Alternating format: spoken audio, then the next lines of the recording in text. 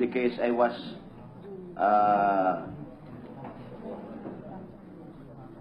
transferred to na in Luzon, Bigan. You were there in Mindanao at that time? That time, sir, I was Bigan kayo. but several months after, I was transferred to Bigan. Yes, okay. Let the record state that Mr. Matabato, against records of the NBI, failed to state here that he has been charged with kidnapping with ransom by the NBI along with 3 others, namely Custodio and 2 others, that would be Campo, Rodriguez. and Rodriguez. And none of those who he accused were mentioned in that information. Is that correct? Yes, sir. All right. Manifestation for the record, it may not have been mentioned by Mr. Matabato in the course of his testimony, but it forms part of my notes when I interviewed him. A criminal case for kidnapping was filed against him by Macdum's live-in partner or wife, Mirasol Marquez. He may not have mentioned that during the course of his testimony, but it's part of my notes nung in-interview ko po siya. Well, I did not say. Just a manifestation. I did not say that it was part of your notes. I merely mentioned as a fact that Yes. we've just found out that it is a fact that there is a case that has been filed against Mr. Macdum, against Mr. Matabato, after the fact that Mr. Macdum died in the year 2000, and that those people, as I said, were mentioned as part of this, the principals or whatever it is, and also at the same time, none of the people that are here have been mentioned as having participated there. On the other hand, Mr. Matabato accused some people here, including Art Lascana, including sino ba yan? Medina and Aquino and Tal Capote, as having been part of the people who abducted and killed him. In fact, ultimately, he claimed that he was garroted. Sinabi niya, binikti. Hindi lastas ang leeg. Pero, of course, hindi niya sinabi yung kagad. Sinabi niya, nagpapalit siya ng istorya. At pagkatapos, chilap-chap. I just state that for the record. Now, there's a manifestation by Secretary De Lima that she had it in her notes, and maybe it was an oversight on the part of Secretary De Lima that information was not given to us at the proper time. Mr. Chair. I was about to, Yes. Mr. Chairman, Senator Lacson is recognized. I was about to ask, and it's not my intention to put Senator De Lima on the spot. I would just like to know why she did not manifest, since that incident, including the charges filed against Matabato and 3 others, nandun sa notes niya, bakit hindi siya nag-manifest noong tinatanong natin si Matabato? Siguro po hindi ko to nakita sa notes ko at that time when he was testifying. It's just now that I'm reviewing my notes that napansin ko nga po na nandito. A criminal case for kidnapping was filed against me by Macdum's live-in partner, wife Mirasol Marquez. And tungkol din nga po dun sa... Kasi po, excuse me, Senator De Lima. Kasi po, sana, kung na-manifest yun nun, baka hindi na natin ipatawag itong mga pulis na nanggaling pa sa Davao, na yung iba, atin pa ng arraignment tomorrow morning, hindi ba? Yung Matabato.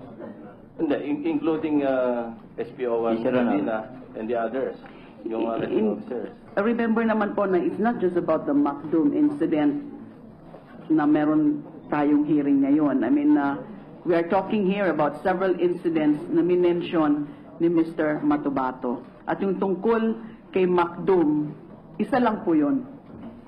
Marami po talaga akong notes. I have extensive notes.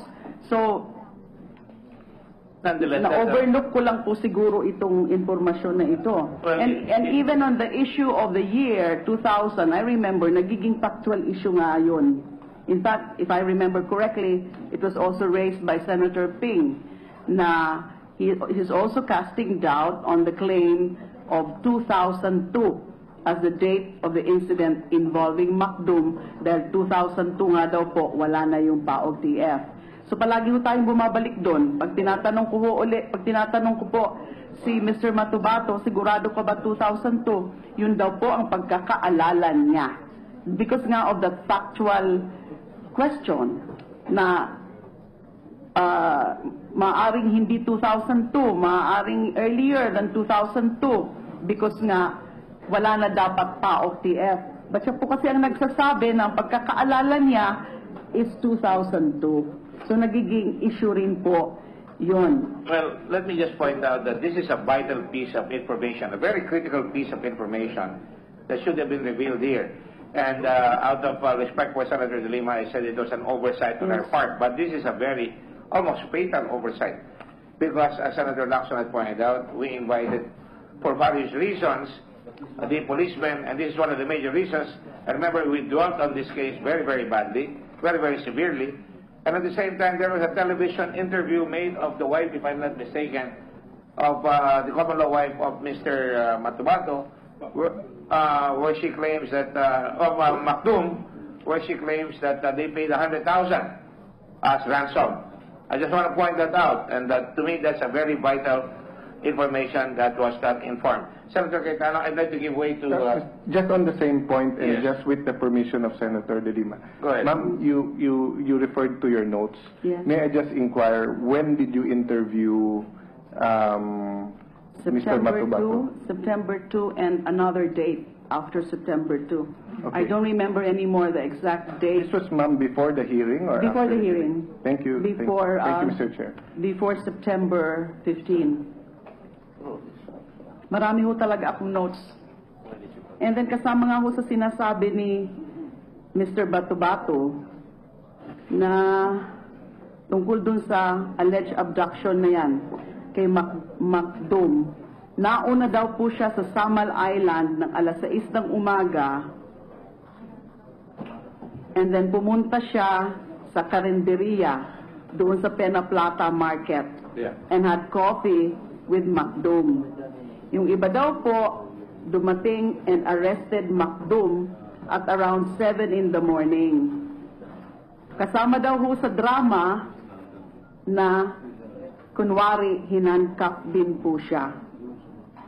Tapos dinala sa Davao dun sa PAOK TF office. Yun po ang claim niya. Mr. Chair, Your Honor, I have in my position the counter affidavit of Edgar Matubato. Just to see, Yes. Mr. Chair, Your Honor. Meron po kayo. So, isubmit nyo rin po yun. Yes, Ano po yung sinasabi nyo? Excuse me na po. Mr. Chair, David. I have the copy of the counter affidavit of Mr. Edgar Matubato regarding the kidnapping of Macdum. You have a counter affidavit of Mr. Matubato. Yes, Mr. Chair.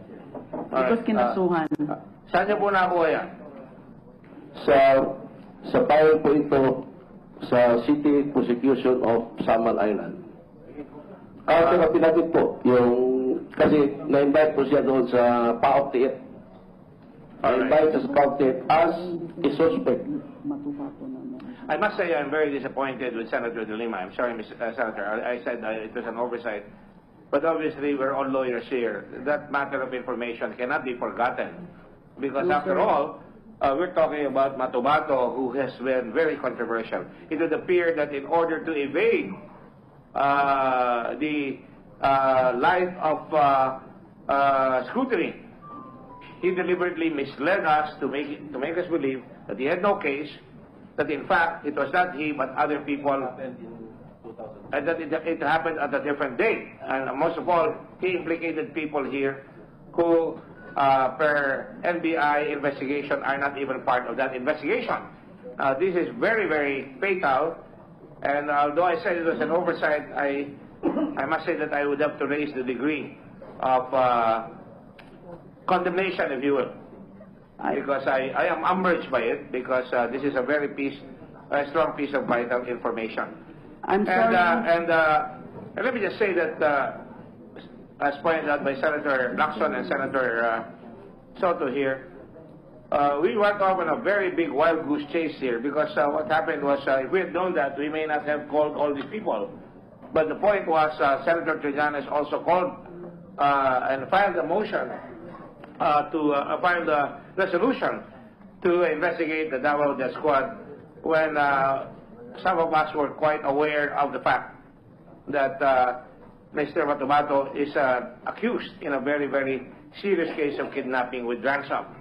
And having said that, ladies and gentlemen, my colleagues, I just want to read a note here. It says, boss, referring to me. I don't want to be called boss, but they keep calling me boss. I don't know why.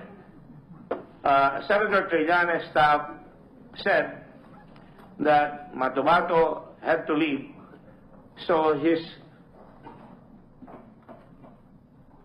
security won't be compromised. I told this office we want to finish Davao Police tonight to start with CHR tomorrow. And he says they understand. I only got this note now, and that's why I'm very umbraged by it.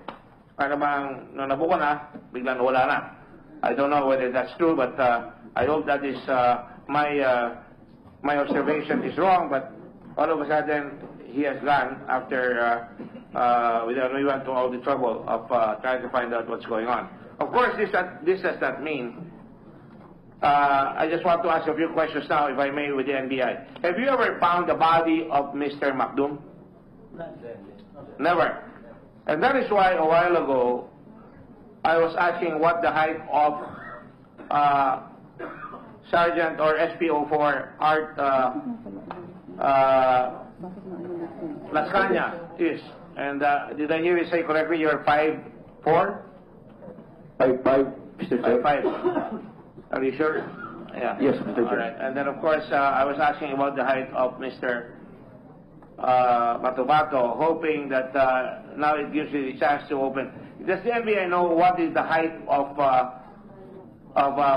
Sally Macdum? You don't have? We don't have the ideas. Can you find out? Because according to Mr. Matubato, binikti nila, kasama niya si Sergeant Art Las Cañas, no? Eh kung gano'ng kaliit si Matubato at malaki ito si Juan, eh siguro mahihirapan sila unless yung sinabi niya kasama niya na yan. I'm just saying this out loud now because I am chagrined. I've been trying to be fair here to everybody, going out of my way to stretch out. So I think that the NBI must give us a copy of this document, and I'd like to have the COMSET tell me what markings we have now, because every time you mark a document, you must tell the chairman so that we will know the markings that we have. I've also, at the suggestion of Senator Lacson, instructed my staff, and we have been doing this before, but Senator Lacson just confirmed it, and I'm glad that he did, and along with Senator Soto, we are now lining up all the inconsistencies and the lies that were perpetrated upon this committee by Mr. Matubato. Yes, Chairman. go ahead.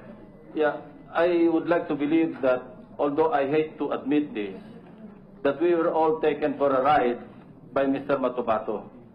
And it's so frustrating that after all, we're not smarter than the first grader. I think that's an unfair conclusion. That's why we're holding That's this my opinion, inquiry. Senator De Lima. That's an unfair conclusion. And that's why I am confronting gentlemen based on the notes that I have, based on my interview with Mr. Matubato. Siguro ho, mas maganda kung nandito pa nga ho si Mr. Matubato. And to say also that We there call for is... this policeman so he can be confronted, or he can confront this policeman, but he left. And the orders on him was that he should stay, so that at some point in time there would be a confrontation.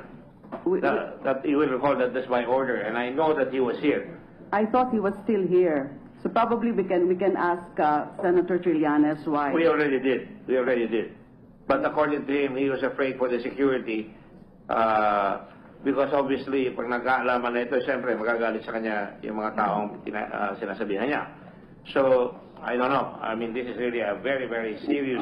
We will could have go- thought, we could have thought of asking him to already face the rest.